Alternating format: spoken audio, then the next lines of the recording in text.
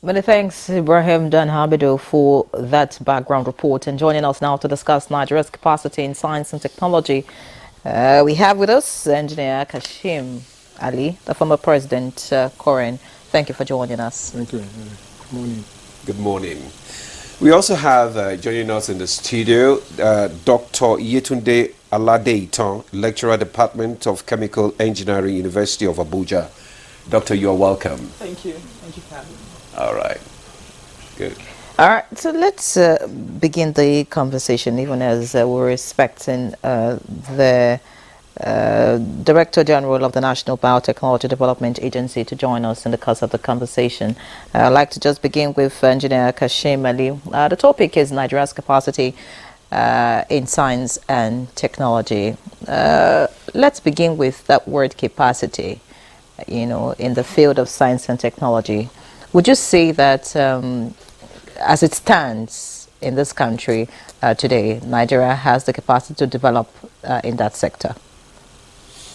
Well, my answer to it, simplicity would be yes, but most of our capacity is in incubation, because in science and technology, there must always be an opportunity for you to express knowledge.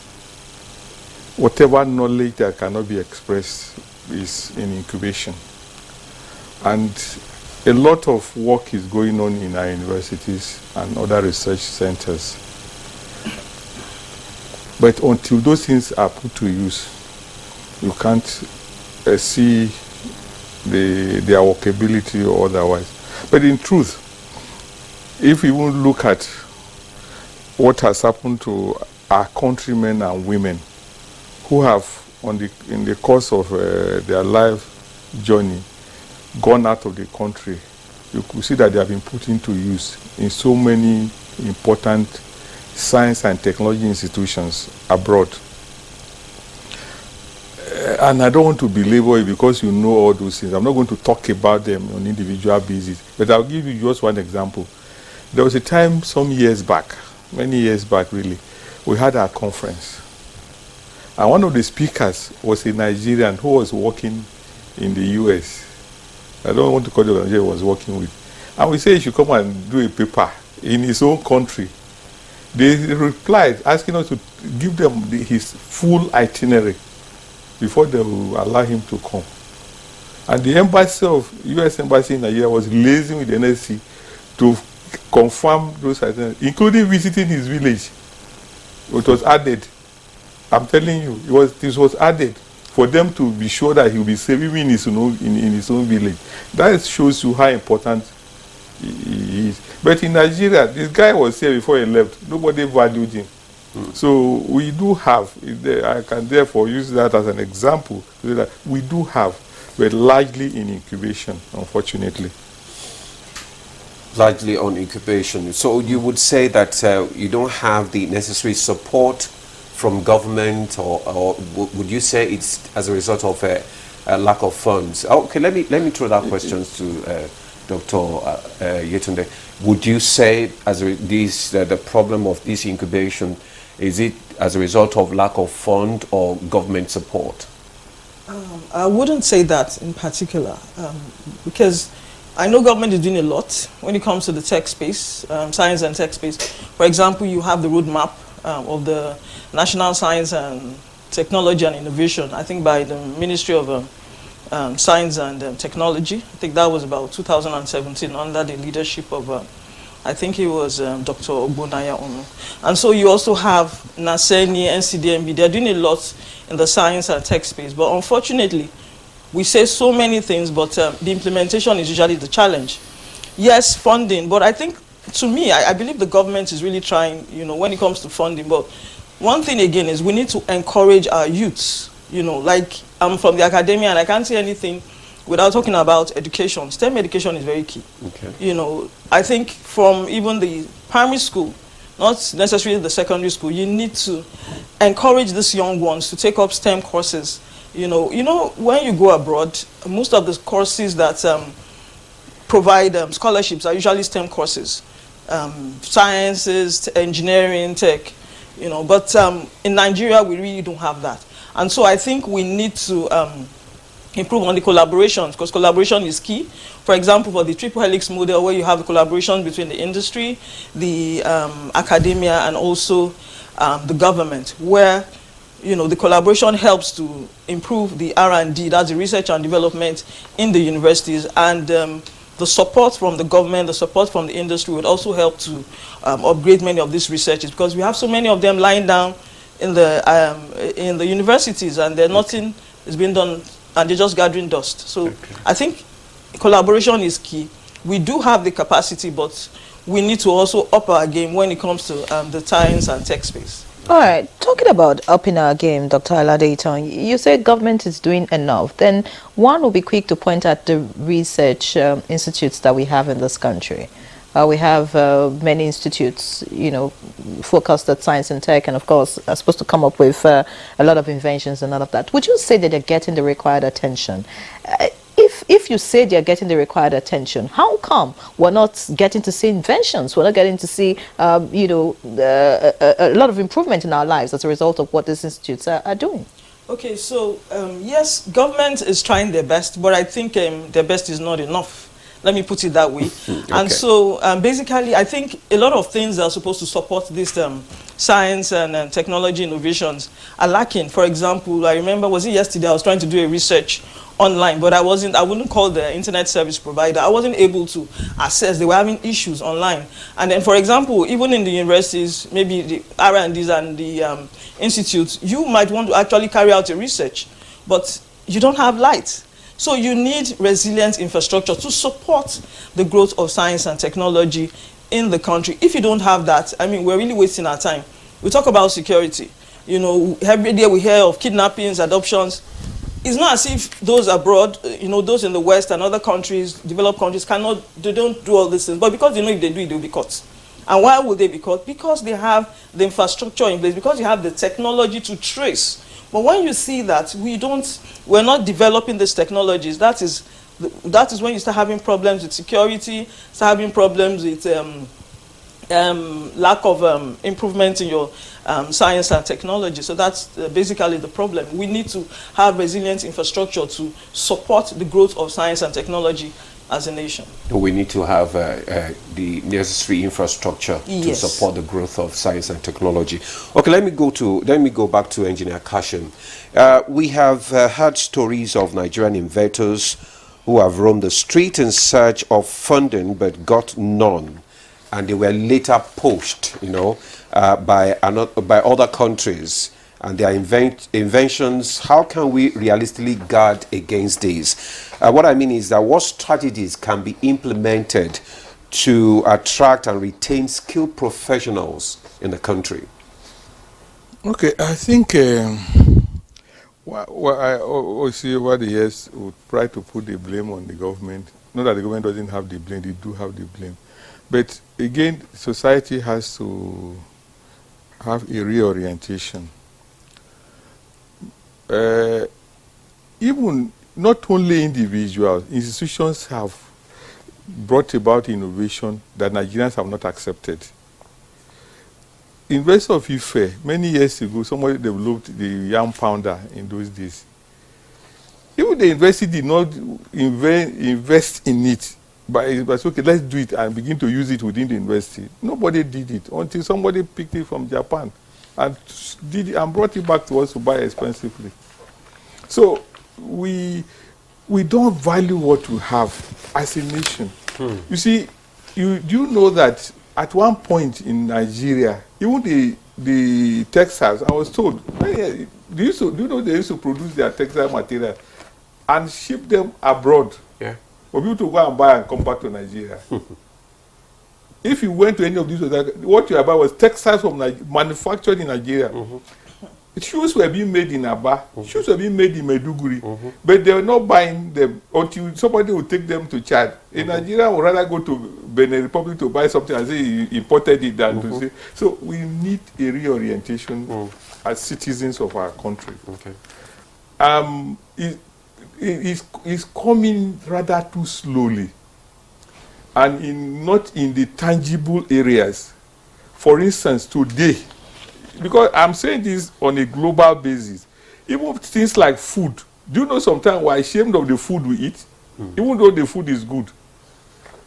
When did you start seeing amala in hotels, big hotels in Lagos?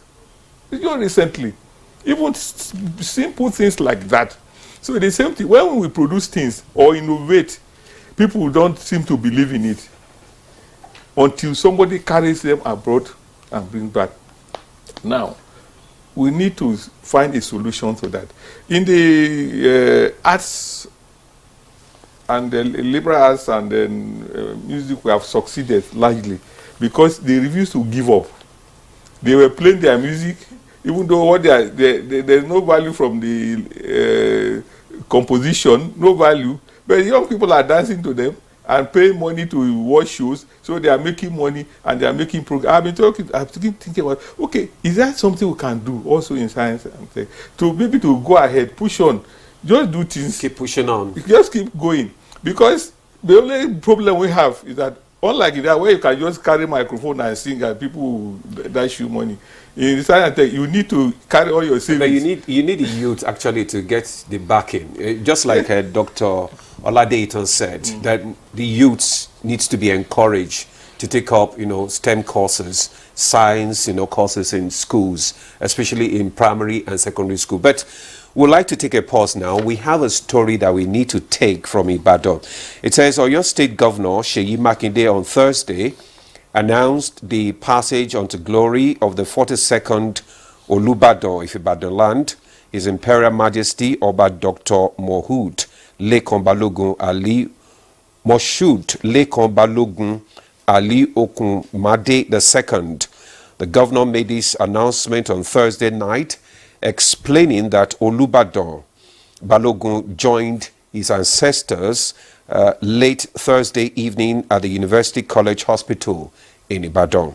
In a statement by Special Advisor Media to Oyo State Governor Sulaiman Olanrewaju, Governor Makinde described Oba Dr. Balogun as an epitome of royal excellence and a great achiever who made great marks on Ibadan land in just a little over 2 years of his reign. He expressed his condolences to the Olubadan in Council, the Oyo State Traditional Council, and the people of Ibadan land, and Oyo State, praying to God to grant repose to the soul of the deceased monarch. Let's now join Kende Omolosho, who is at the Olubadan Palace, for a situation report. Hello, Kende. Can you give us the situation report at the palace of the Olubadan? Good morning, Demola. Ibadan has been thrown into mourning following the demise of late Olubadan of Ibadan land, Oba Lekan Balogun Ali Okunmade, CFR, who joined his ancestors at 82. He was a wonderful traditional ruler who carried his people along. He took care of the people of Ibadan. Whereas, before his ascension to the throne, he was in the oil and gas sector. Later on, became senator representing Oyo Central between 1999 and year 2003. At the palace now, sympathizers are coming in to condole with the family of the late Olubadan of Ibadan land. Okay, what is the situation in Ibadan generally now? What is the atmosphere like in the Ibadan city? The atmosphere, the whole city is in a sober mood. Because on Monday, the Olubadan of Ibadan marked 2 years on ascending the throne. And Thursday, he passed on.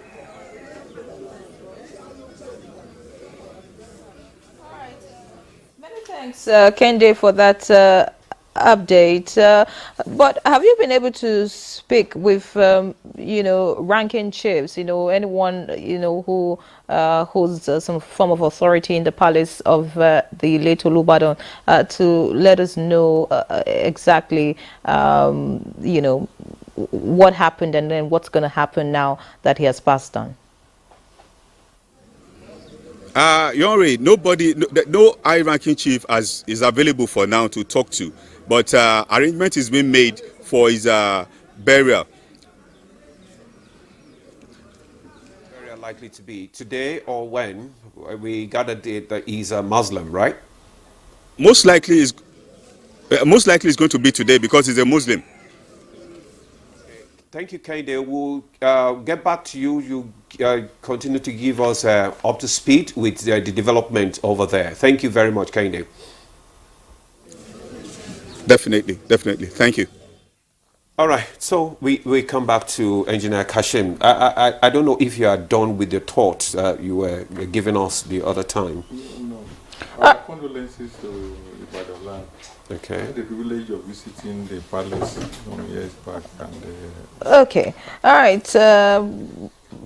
Very soon, I would have seated with us the DG of NAPDA. But let me quickly get to Kashim now, Engineer Kashim Ali, so that we could, build up on what we already talked about as regards.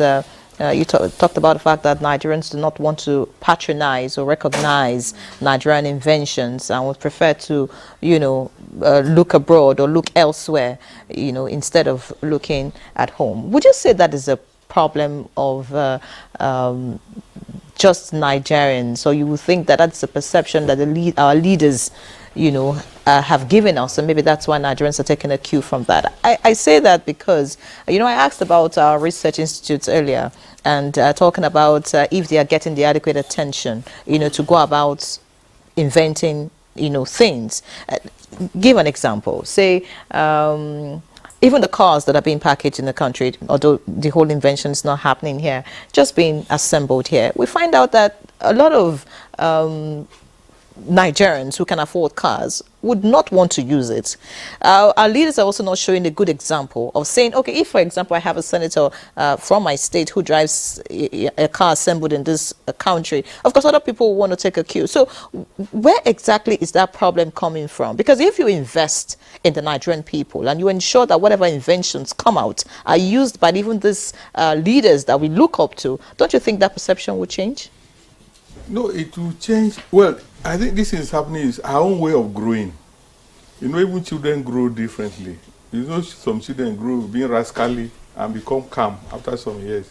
Some start being shy and become very highly opinionated and expressive. So it's our own form of growing. Every nation has its own way of doing its thing. Even the people that are doing well now, like the Asians, they had their own peculiar way. The only thing is that theirs was a national movement. For instance, if you take the case of one of the biggest Asian countries, it is a national movement, deliberate national movement to say, okay, we are going to do this. Shut the gate. Anything we cannot create, we don't need. Then they started. And when they started it, they went abroad, picked everything they could pick with first of the state. If they saw a car that will appeal to their people, they will buy 2, even 3, and bring. Machine, they will buy a number and bring to the country. And in us, they will pieces one and be looking at the one standing to reassemble.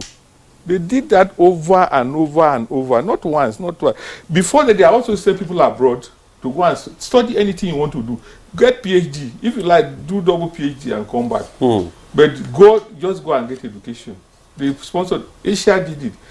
In fact, I sat on a panel many years ago, and where UNESCO panel, and I was in contact with Malaysia, especially. I had meeting even the president of Malaysia then and the prime minister. I met them, and I saw how they're driving their processes. It was direct. The prime minister sits down at the table to direct some of this on science and tech for them to drive, because number one, it's expensive and you need quick action. Because in science and tech, if you have a product now and you open it up, by the time you get out of this room, it has become obsolete. Because somebody picks it and improves on it. So you have to be also up and doing. You have to have the facility for upgrading on a continuous basis. That requires quick action, which individuals cannot take. Because if I'm an investor, I'm looking for profit. So I can't be carrying my money to invest in things that will not bring me money. So people don't invest heavily in science and tech. Look at, and I like to use the example. Okay. Even in photography, even in your cameras, you see a lot of things have changed. Your camera that someone you bought, maybe before they will ship them, they will become obsolete. You hear of another more advanced one. When we were young, we had Kodak, Agfa. They were the ones that were producing film that today they are out of business. You know why? With your phones. Phones came, other cameras came that didn't need elaborate effort to print pictures. And people are not, even after some time, you see that. So they went out of it because they could not invest at that rate. But because they come from a developed country. Nobody cared. But in our own society, we care for such things. So if somebody has started a project in Nigeria, you have to help them. Government has to use government resources to help them. If I don't say anything wrong, for instance, for government to go to Innocent and say, look, we're taking a percentage of your, we're putting investment in your company, we're going to run in with you to enable it grow. It will not become, you have all the majority share, but government will be there. The reason government will be there is to protect national interest, to be sure that you do the right things, you don't cut corners to endanger people's life. This is how it is done. We model, look, Lagos is doing well. If you know, Lagos, I remember when we were here, Lagos, we used to look down on Lagos because Lagos was dirty, everything was not working. What they did was to set structures. Have you had any governor of Lagos State, any governor of Lagos being accused of killing people or going after political opponents? Because you have too much work to do to think about those things. You are creating institutions that will make the city of Lagos work. And because people see that you are working, they are paying their taxes. That's how a nation works. But when you see that people are not paying taxes or people are not valuing government property, it's because government is not working. So we must go, and in science and tech, there's no way individual can fund it. No way. Check the history of science and technology development. There is only state that can fund such investment. So that means you do not agree with what no, Dr. Yetunde. The initial work will be done by the citizens. Like the ideas have to blossom out of the citizens. But after that has come out, and you have set up a committee to say, is this idea worth the while? Once you agree that it is worth the while, the government is supposed to be an off-taker. Okay, to support. Until the government becomes an off-taker of innovation, it won't work. Look, you showed something on the screen. I had the privilege of being the chairman of a scientific development institute at a point. We developed helmets. You think it's a simple thing, but they had helmets, beautiful helmets that you're like the type you see in American films, and then wanted to make it ballistic. But when we went to the chief of defense staff, I said, look, we want to do this. We have the capacity to make this ballistic so that you don't need to import again. And he was so kind to say, oh, beautiful, let's have a meeting. We had a meeting with the sensitive organs of the military. And then they said they're going to even test what we had. And then we can get back and see whether we can progress from there. We did that. I don't know what is happening again.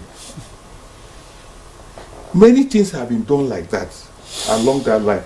And I want people to see this from the, in terms of, we need all of us as citizens to move this country. When we say government, when I'm saying government, I'm not talking about federal government or anybody. Government is at various levels. Even in institutions, we have governance.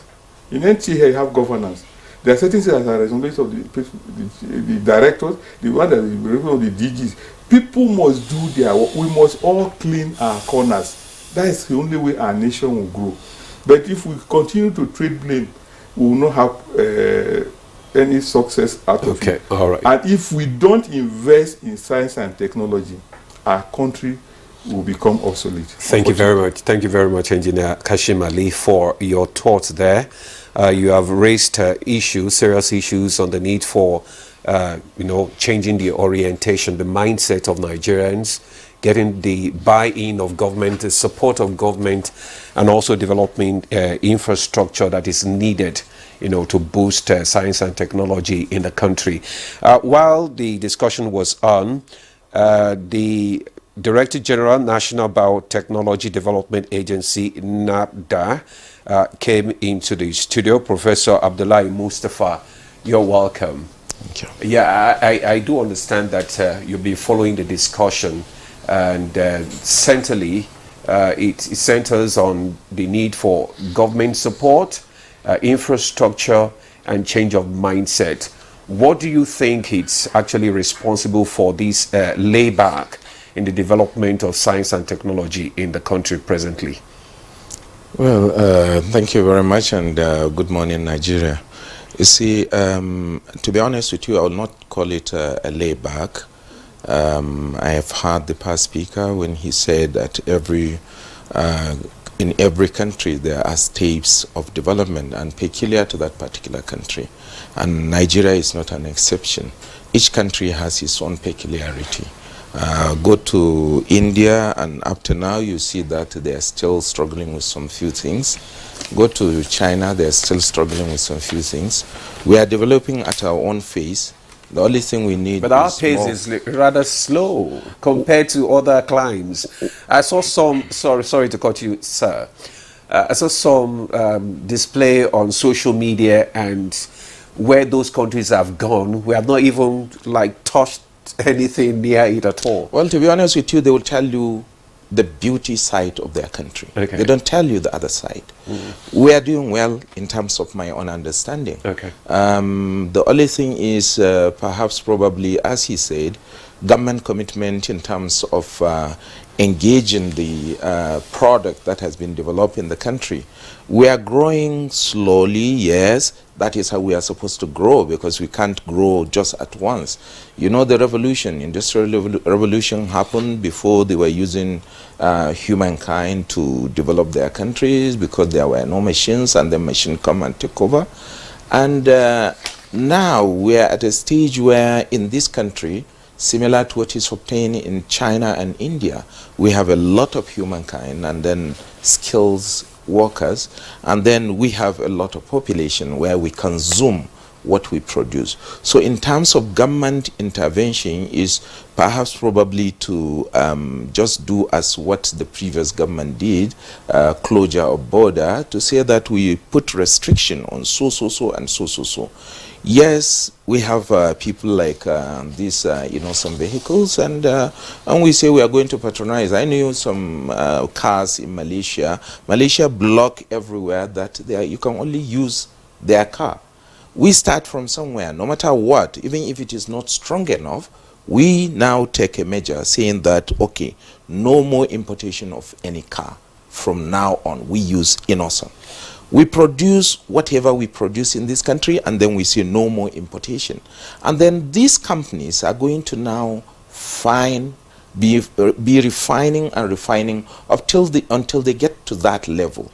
If you compare in each and every country their production, the quality differs depending on their precision. And precision comes with research, upgrade. And we have quite a lot of research output that government can collaborate with the private sector and invest more in it. And that is what is needed to be emphasized. Government to collaborate.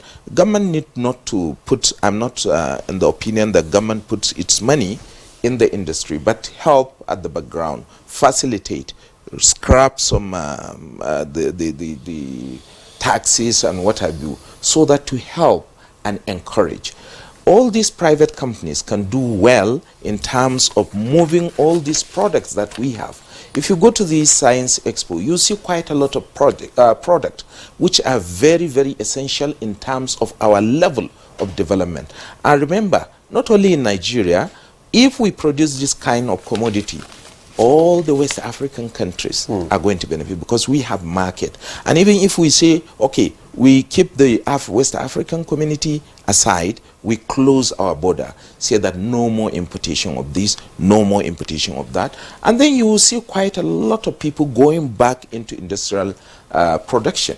Because that is exactly what happened when we say no more importation of toothpick. You see a lot of people bringing their machines, providing this toothpick in the country. And then we have gone far. And no more importation of rice. You see a lot of rice mill. A lot of people going back to the farm to produce rice. So if we do that, we now take one step at a time. Because At times, our problem is that we take almost everything at one go. We say we want to do this, this, this, this. We have to re-strategize. Okay. We know our capacity. We know what we can do. We know what we can do better. So when we start with all those ones, because of our organizational structure, we have to now start putting things one after another. Not everything at a time. Because when you chew too much, you cannot get what you want. All those countries that develop, they start from one point to another, and they don't develop at one go.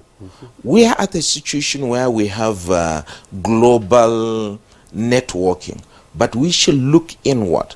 Whatever work in other country may not necessarily work in here. So we take our basic needs, those that we produce here in the country, and then we invest in it. Government encourage some people.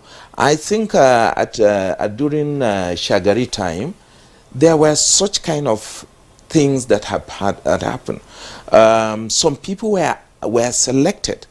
At that time, they were encouraged to have loan, and you see many of the industries coming up. So when you have the industry, that is the driving factor for those that are producing because there is going to be demand. There is going to be demand in the laboratory, in the workshop, in technical environment, so that they can produce for those companies, which means already there is need for those things. Okay. But in a situation where you allow the inflow, even if you have the industry, you allow the inflow of all those sophisticated items, machines, and whatever, to be brought from another country.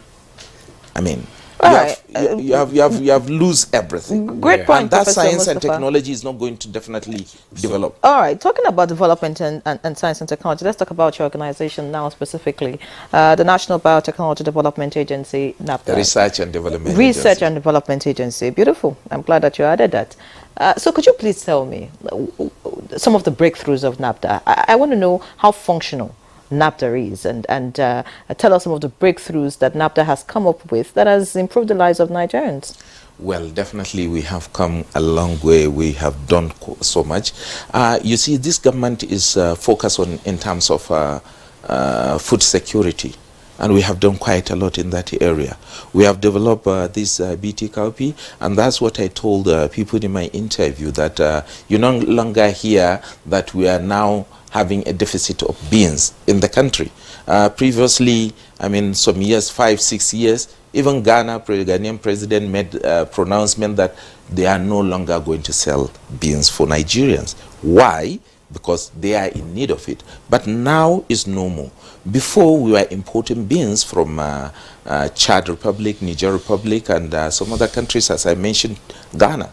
But now they are coming to Nigeria to buy beans. Why? Because we have produced BT cowpea, and this BT cowpea is resistant to Maruca vitrata, which is an insect that eats the pod, to not allow it to have a high yield. So we have high yield, high quality, and then it produces in a very shorter time compared to the other conventional crop. That is one. Another thing is in the area of cotton. We have facilitated the domestication of cotton, where now, as I'm telling you, a lot of people have gone back to the farm to produce cotton. And this cotton will earn us a lot of foreign exchange and will bring back, this what we are saying, bring back companies that are in cotton and textile industry. And that is what we have done.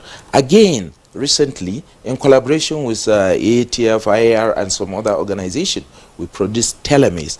Now people are anxiously waiting. You are here, you hosted Poultry Farmers Association, and this Poultry Farmers Association came, they were saying that we have deficit, we cannot, that is why we have a very expensive egg, very expensive chicken, because maize, which is the foundation of all the feed that they produce, is no longer available. We have to import it from another country. But now telomeres is released as a result of research, and the research collaboration we have with other institutions, and then it is now available in Nigeria, and a lot of farmers are coming to say they want it.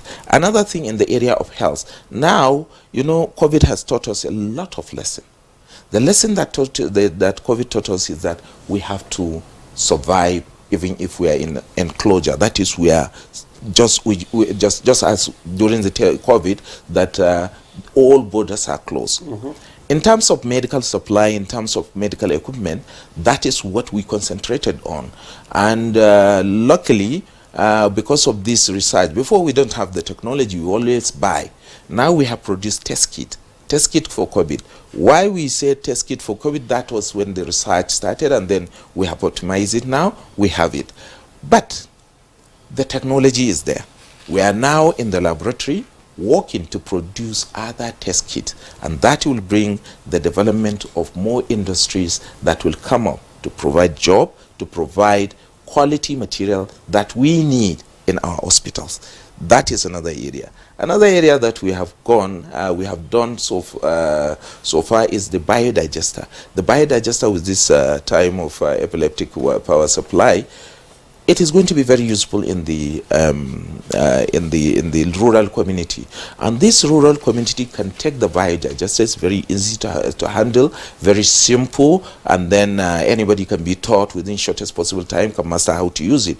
Just to introduce the organic material, waste material, and then you manage it. It will provide cooking gas for you, it will provide electricity, it will provide the energy that you use either in your farm or in your village or whatever. So that is another thing.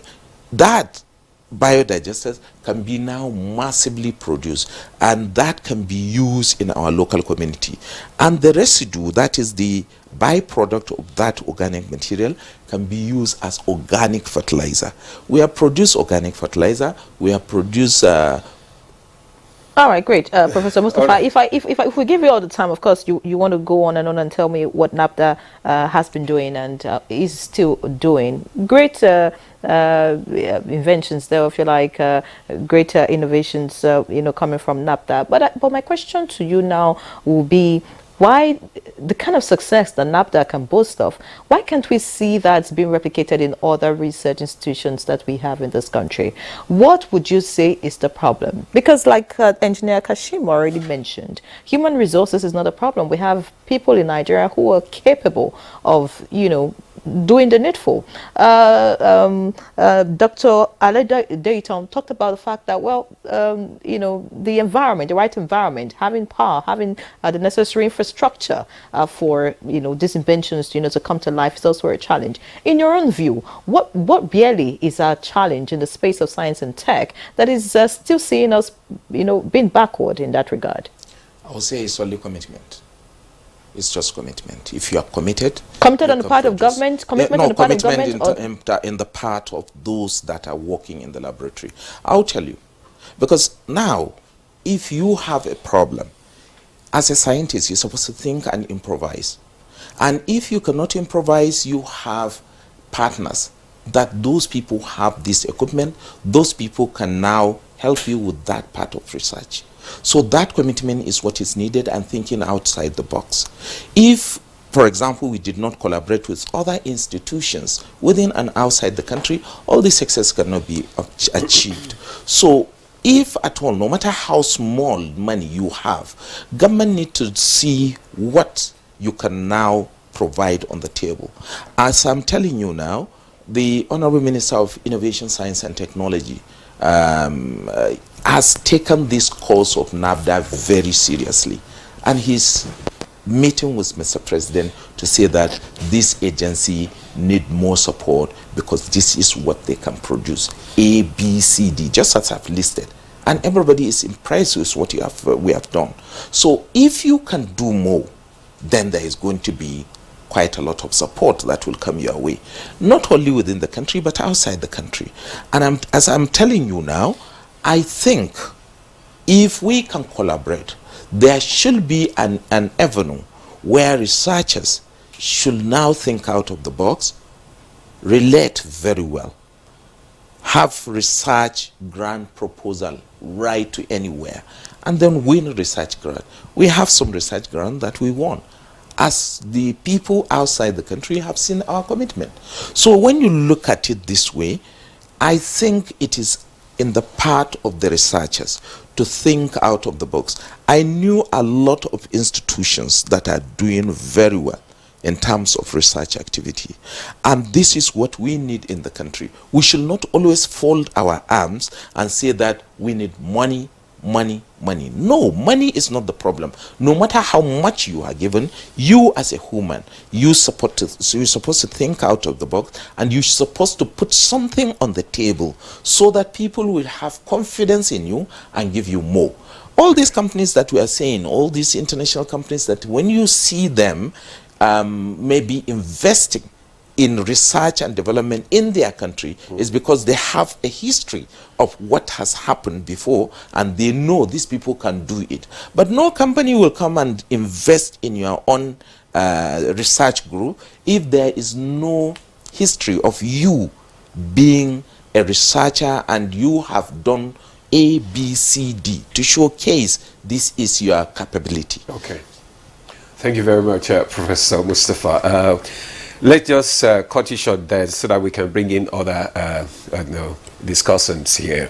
He has talked about, he has reeled out the achievement of his agencies, and particularly he spoke about the need for commitment on the part of the researchers, and also that government support is there, and we heard recently that government has rolled out a lot of policy, to really assist in the development of science and technology in the country. Earlier on, you talked about the challenge of infrastructure inhibiting the progress of the sector. Now, how do we surmount this major challenge of infrastructure, just like it's done in other climes? And also, how do we begin to get the commitment, of the people in the science and technology so that we can get the needed result that is desired in the industry? Okay, let me start by answering your second question, getting the commitment. Now, quality assurance is very key. The DG mentioned something. He talked about improving, I think, the seedling or something of the beans, and at the end of the day, they stopped importation, because if Ghana knows that, look, the quality of beans produced in Nigeria is better than that of Ghana, there's no need to export from Ghana, because Nigerians won't buy. So it's not, because I remember when Engineer Kashim Ali was talking about the environment, and people not wanting to, the mindset of Nigerians not wanting to consume locally made products. I really would not blame them. I wouldn't blame them, because at times you can buy a made in Nigeria shoe, and it's ideally supposed to last for 5 years. At the end of the day, you're just wearing it for 6 months and it goes, it goes off. So I would rather buy that is imported, because I know that the quality, I'm sure of the quality. So if we can have good quality assurance and make sure that whatever is produced in Nigeria has, it's at par with what is produced from abroad, I think that Nigerians will rather consume that. And also, if the government is able to provide a conducive environment, I believe that, many of the startups are going to progress. And they won't just produce. It's not just about you producing anything, but also making sure that whatever you're producing is of good quality and can actually stand the competition of what is coming from outside. Because whether you like it or, look at me, I'm wearing Ankara now. Back in the days, I remember most of the things that we used to wear as women were imported. But now, I think we've been able to embrace our culture, embrace, the textiles that are actually made in Nigeria. If it's not of good quality, and I know that I buy this Ankara, I wash it for the first time, and then the color goes off, I won't buy it again. So I think we need to ensure quality so that our people can actually harness all the products that are actually being made, in Nigeria. And also the government needs to, like Deval said, encourage all these little startups. Yes, the DG talked about, when we talked about R&D, because I always talk about R&D since I'm in the academia, if you have the idea and all that, like I said, many of them stop at the lab level. We should be able to upgrade to a pilot plant and then full implementation. So if you don't have resilient infrastructure, if you don't have electricity, there's going to be a problem. And I think for this electricity thing, is beyond us as, beyond the people that are actually involved in this startup. I think the government has a better role to play when you bring about policies, and also we need to harness the power of emerging technologies. We have the artificial intelligence, we have the blockchain technology, we have the data analysis. If we're able to harness it, we should be able to protect our infrastructure, because I think recently, I think one of the service providers talked about people vandalizing at their mast and all that. So that's why we had a problem nationwide. So if there's enough security and you're able to protect this infrastructure, I think things will be better. And it can never be overstated, you know. The infrastructure part can never be overstated, because whatever we do, if we don't have the support of proper infrastructure, nothing can. All right. Thank you, Dr. Ali Alade. We'll take a break now. When we come back, the conversation continues. Stay with us. Welcome back. It's still Good Morning Nigeria, live on the network service of the NTA, and topic of this for discussion today is Nigeria's capacity in science and technology.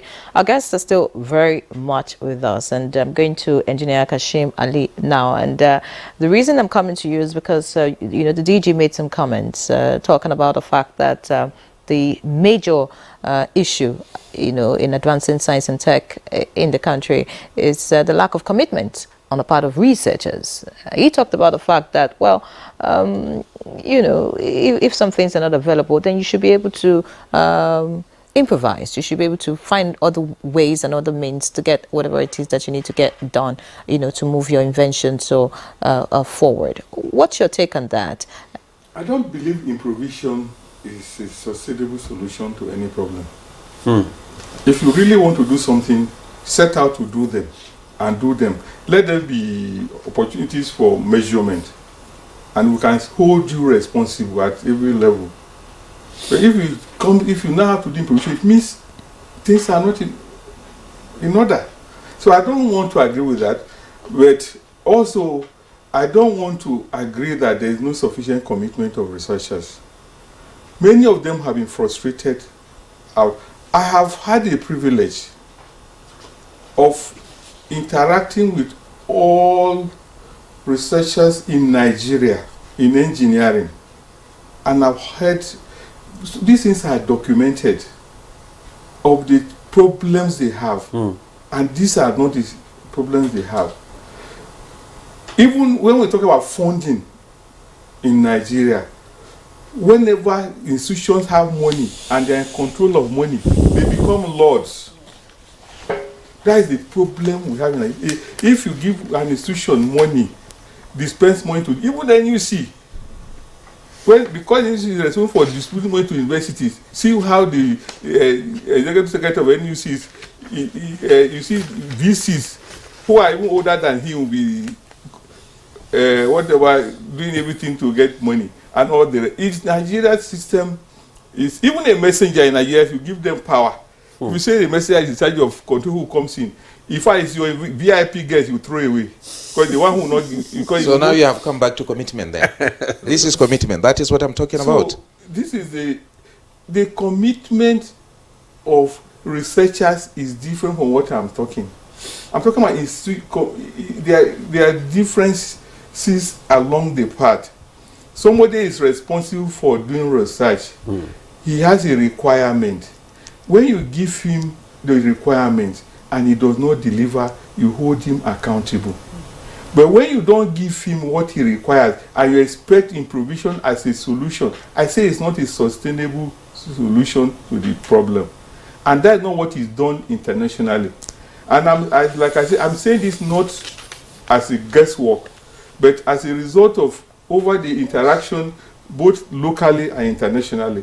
I had the privilege of being president of NSC, and there's what we call CODET, Committee of Deans of Engineering and Technology. We sat down with them because we needed to raise the standard of engineering in Nigeria at a point, because we were doing input-based engineering education. It became obsolete at a time. We are now in OBE, outcome-based engineering education internationally. If you are not doing that, you are not a part of anybody. So we're trying to drive Nigeria to that point. And we did it. But we saw those challenges and we knew the interventions we had to do. Before then, we had also, NSC, we went around the faculties of engineering in Nigeria to look at their laboratories and workshops, and they were in deficit. We had to engage the president, then President Yaradua, God bless his soul. He agreed that they will start first with 6 universities to serve as centers of excellence. We also got commitment of NASENI, because they have centers of excellence in some of these places, to also help the university so that they can still work. The work on that is going on. So this has not to do with the individuals. Talking about, so I'm glad that you mentioned the universities. I'm glad you would react. You will react. But you would react. Hold on, Professor Mustafa. You would definitely ask the question. But I want to find out, you talked about universities. How far have they gone? Because, you know, Dr. Alade was talking about getting young people involved in STEM and all of that. But the question is, even when you get into a university to study engineering or whatever course that is science and tech related, having the right equipment in schools to lecture these children effectively just so they can come out and be able to deliver, it's not there. Most of the things you're taught is theoretical. You just read on the paper that this is how this works, this is how this is done, and then you come out. I mean, any Nigerian, if you see pictures of a Nigerian who has invented whatever, it's just native intelligence, not because, you know, a school taught you that this is a motor or this is an engine or this is I don't know. No, There's been improvement. You may recall, you can check your archives. 2008, 2009, no, sorry, 2013, between 2013 and 2019, we had course to go to University of Abuja. I use it as an example. And we found that they were at the stage you are talking about. And we requested that they should close down the Faculty of Engineering. And we did it. They moved their students to other universities. Recently, the university started, I think the new VC is also was trying something like that. And they had to be warned that there could be a repeat of what happened that time. And it will be repeated. We have left that stage. No university now that produces engineers will not be up to date. Okay. Because we have opened our gates to the international community. Everything we do is on the web. And anybody around can see. Because we're a member of an elite organization, they call it Washington Accord, that you don't close your doors. Everything you do, they have focus on it. In fact, they even identify the universities and the individual. We have an accreditation process that we have done for those who are even qualified to go and assess other people. And you can, like she was invited recently, and you could see someone like her being invited to go to a US university to go and assess students, because we are in that group now. Or you could go to UK or could go to Malaysia, and we have at that level. So there are some those students that the universities that have that at that level you are saying no longer produce students, because if you have to migrate your students to another university. If not, they will graduate with the degree of your university, but will not qualify to practice in Nigeria. Okay, all right. Thank you very much, Engineer Salem there. But let me come back to Professor Mustafa. I know you're itching to react to all the issues that have been raised by the engineer and Dr. Alade. So let's get a reaction now. Well, to be honest, let me just ask him first. When you engaged President Adwa, did he really implement your mission on stocking all the 6 universities you've selected? He did. The contract was awarded. Okay. If the contract was awarded, the equipment supply, can you tell me whether there is any output from that equipment? What I'm going to tell you, all my life I've spent it in university. I've started from graduate assistant until I rose to professor. I have been engaged fully, and then I'm a researcher. I carried out my research outside the country in UK. So I know all these things. It's not that somebody is telling me. You see, when you go to our universities, why I say this, there are universities that when you go, there are equipment they were bought new. And up till now, they have not mounted those equipment. Is that not lack of commitment? Go back. TETFON, I know TETFON supported so many universities with state-of-the-art equipment. But unfortunately, if you go there, they're just there. Why? Commitment. Because if you are buying, you are buying it, the capacity. You are buying it. You are the one. Excuse me. You are the one who said you want A, B, C, D as a researcher. Yeah. And it was brought to you because TETFON will collect from the university, and then this request start from the department to the faculty, then to the whole university. So when they collect it and then they submit, this equipment will be purchased and then they will be there. Is it not lack of commitment? And then let me give you another thing, is the researches that we are conducting, we're supposed to use this equipment to conduct researches, the improvisation. Even in the UK, US, they improvise. Because if you don't have, what I mean by improvisation is that, for example, you have A, B, C equipment, you need D. Or you have A, C, and D, you need B. You have to use, because you are expected to be somebody who knows exactly what you want to do. And that component that is not there, you can take, maybe you go to local mechanic, local engineer, and what have you, tell him this is the component that is missing. I need this component, this is how it is, this, because you are expected to know exactly this is the equipment that you want to do, and you know that component, what is going to be, what is going to use for that. I'm not saying all the equipment, but I'm saying there are some specific equipment that need improvisation. I'm not saying that you have to have 100% equipment before you start using them. All right, beautiful. No. Professor Mustafa, so since you're pointing fingers at, maybe universities and, I'm not pointing finger at anybody. Well, anyways, on the fact that, commitment on the part of researchers. Even research institutions. Problem. Good. Now, we've been having science and tech expos for quite a while in this country. Could you tell me the output, how it has bettered our lives as Nigerians?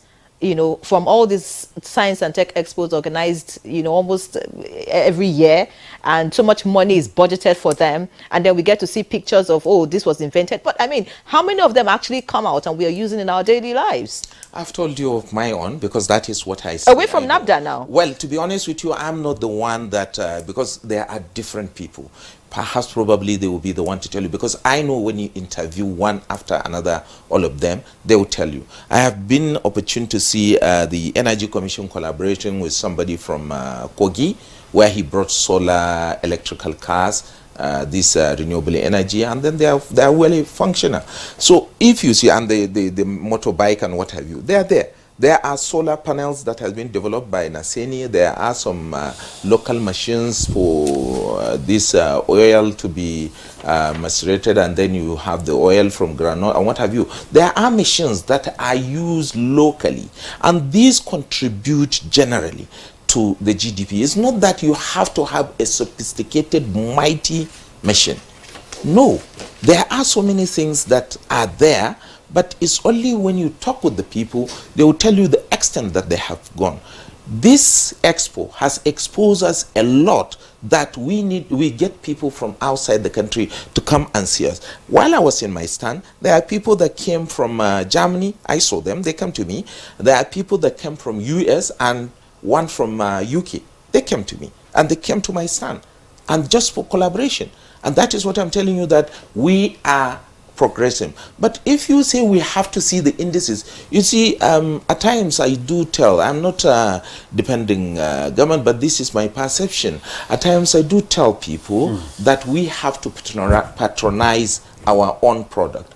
I stand to differ with the doctor from Abuja. She said, when you buy a made in Nigeria good, it will last for maybe 6 months. Well, that is a starting point. When you encourage the person knows that there is a competition. This one is doing the same slippers, this one is doing the same slippers, and then you have many that are rising up. Definitely the quality will improve, but not at the beginning. You need some substitute. I knew some people in Kano that are doing these handmade shoes. They were copying Batuzi, and now, before the quality was poor, but now if you take Batuzi and you take their shoes, you will see that there is no difference, and the quality, they will last you years, just as Batuzi will last you years. This is just to tell you that you have to start from somewhere, then to reach where you are going to go. We should not condemn what we are doing in the country. Okay. We should always encourage people to do more. We should always try to tell people that there is always hope in the country, and there is always market. We have more than 200 million people, and this product, whenever it is, no matter how it is, they started. Is it not a shame that we go to China, we import low quality material, and we bring it to the country, and it will not last you 6 months? I got so many things here in the country that are made from outside the country, and the same low quality. So when you look at it, it's not But a Prof, peculiarity sorry of to Nigeria. interject you for that. That the low quality product that are being brought from China to Nigeria is as a result of our people going to China and telling them the quality of the product that they want. Because I was at a forum where, you know, the Chinese people were accused of bringing low or substandard product into the country. And they responded and they said, no, it's your people that will come and give us the specification of what they want. So we produce tailored to the customer's needs. So it's still our problem. That is it. So It's lack still of patriotism our and commitment. You understand? So when you have patriotism and commitment, you can achieve. We cannot just wake up and see Nigeria has transformed to China, UK, or US. We have to start from somewhere, and we have to check patriotism in our own self and make sure whatever is being produced in Nigeria, we patronize it gradually. I tell you, go and check the innocent of 5 years ago and innocent of nowadays. There's a lot the of quality. There is a lot of improvement. Why? I cherish that man because he keep on persisting. You understand? If it was somebody that is just okay, I'm no longer going to continue, but he persists, he continued, and then he's improving day in, day out. That is what we need for people to patronize him. If I were the government, I would tell Nigerians that nobody, if he has the capacity to produce, nobody import car. We use cars. And then when you start that, you will see probably Dangote is going to start, probably another person will start. Then you see we are manufacturing That is cars. what we are calling government support. He talked about well, it. I mentioned it. I mentioned that, but what you are saying is that we don't have to start from somewhere. We have to start from somewhere, no matter how the quality is. And then the research, we have to improvise. If there is, we can't say we have complete 100% research equipment. If you go to Europe, they have a community that even if you don't have something here in UK, you go to Germany and you have it, and then you use that equipment. If it's not there in Germany, you go to France, you use that equipment. It's not that they have everything. Okay, Prof. Everything in their country. Okay, Prof. I want to bring in Dr. Alade Itona because I want her to react to some of the issues that you raised, especially concerning the university, you know, getting all this equipment and the equipment are lying fallow without any commitment, you know, from the university to make use of them. And also the issue of assessing fund, like from TED fund and all that. Okay, let's get your reaction. Okay, like you said, it's not in all cases. It's not even in most cases. A lot of cases you have high-tech equipment, but you don't even have people to operate them. That's they don't have the capacity. So you don't have the capacity. For example, the technologists don't even know how to operate them. So they will definitely lie fallow. And so normally you bring, okay, I remember recently we had some equipment that was supplied to us at University of Abuja. They had to bring people, I think, from China to teach the technology. They had some, I think it was about a week or more long training. They train the technologies on how to use those equipment. And so when you have a situation whereby you have state-of-the-art equipment and then you don't even have people to teach the technologies how to use it. And maintain them. Thank you. Maintenance. And yes, fantastic. Thank you so much. You know, you don't have people to teach them how to use it. And at times, even when we use it, you know, it gets spoiled. You're not able to maintain it. So those are the challenges that you have. So it's not like, of course, when we have equipment, we want to use it. We want to develop ourselves. We want to write cutting-edge papers. But when you don't have all these things working, I mean, how do you do it? What about the issue of funding? Yes. Getting access to fund through TED fund and all that. How easy is it? I won't say it's very easy. Like he said, it's quite competitive. But I think we should ease the process.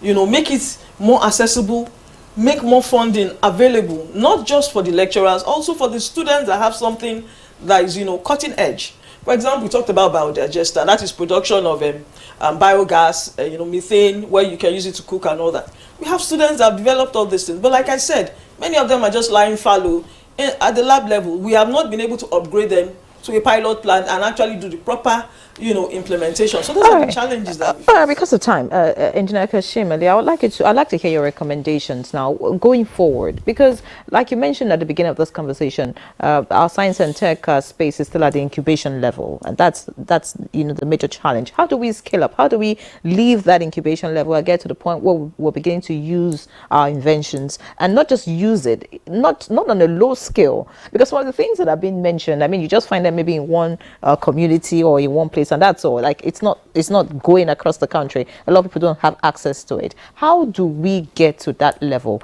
away from incubation stage? Thank you very much. But before then, let me just react to what you say.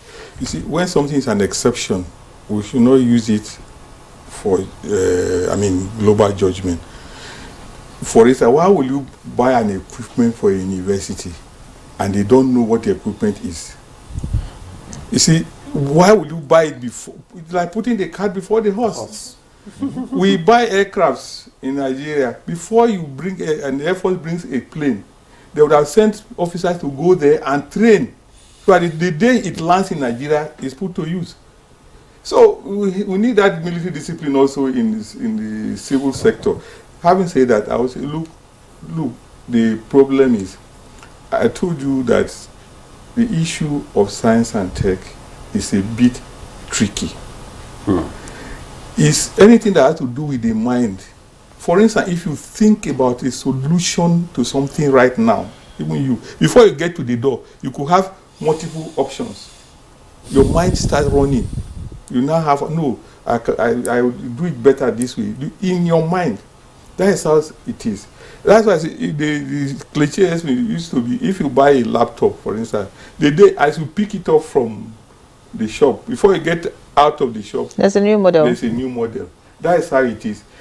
And I'm saying it's impossible for any investor to begin to use his money to do those kind of things.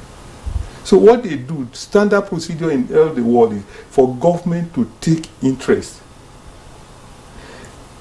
Or if they can either do direct investment or get off-takers that are supported either with tax waivers and all sorts of things. That's what is done. So Innocent is producing. When I say one can take shares, I'm not talking about substantial shares. It could be 5%. But if they feel that the organization structure, governance is okay, they could even leave it, but still stay behind them. But using the force that that government has to compel all institutions of government to buy from them as a way of patronage. Nigeria, we did that at a point, at the beginning. If you know the bosses that I recall one time we had when there was one of these independent programs, Jonathan, when they said we had to park our car at the Eagle Square. The bosses, they were all Innocent bosses. Okay. And Innocent, in fairness, also when they produced their first visit, they sent it to NSC for assessment and comments. Beautiful, thank you, Engineer. So if government can support institution, not, I use that as a case study now. Also in terms of patronage. Everywhere. Areas of science and tech where there's high turnover, government should show specific direct interest. How do we support you? Okay, let's pause you there, sir. Let's just have a parting shot from Professor Mustafa. Okay, I think I've had the discussion, but what I would say is that as Nigeria it is, TED Fund, there is funding for university, that is mainly for university. We have other research institutions that needed to be funded, although I know there is this 0.5% if it can be implemented with the GDP, if it can be implemented, which means more funding for research institution and including universities. If we have that, I think there will be more and more collaboration between universities, research and institutions, and even foreign institutions. When we have that, because we have to globalize the knowledge, when we have that, those people that have expertise elsewhere will bring your own, and then you collaborate. Thank you so much. And that is the way forward. Thank you, we have started, Professor. and I am optimistic Nigeria is going to go there. In 10 seconds, Dr. Aladeitan, your last words. Okay, thank you. I think also we shouldn't ignore the area of human capital development, training our young ones, the young engineers, the young scientists. For example, currently NSC is in collaboration with NCDMB on how to train about 6,000 engineers across the country. All right, thank you so much. Training and retraining, key to moving the sector forward. Thank you so much, Professor Abdullahi Mustafa, Director General, National Biotechnology Development Agency, NAPDA. Thank you for joining us for the conversation. Of course, Engineer Kashim Ali, always a pleasure to have you, former President of Corin, and Dr. Yetunde Aladeitan, Lecturer at the Department of Chemical Engineering, University of Abuja. Good to have you join us for the conversation. So that's Good Morning Nigeria this Friday. Thank you so much for watching. I'm Henry John. Have a great weekend. And I am Ademola Adire. Thanks for your time and join us again on Monday. Enjoy your weekend.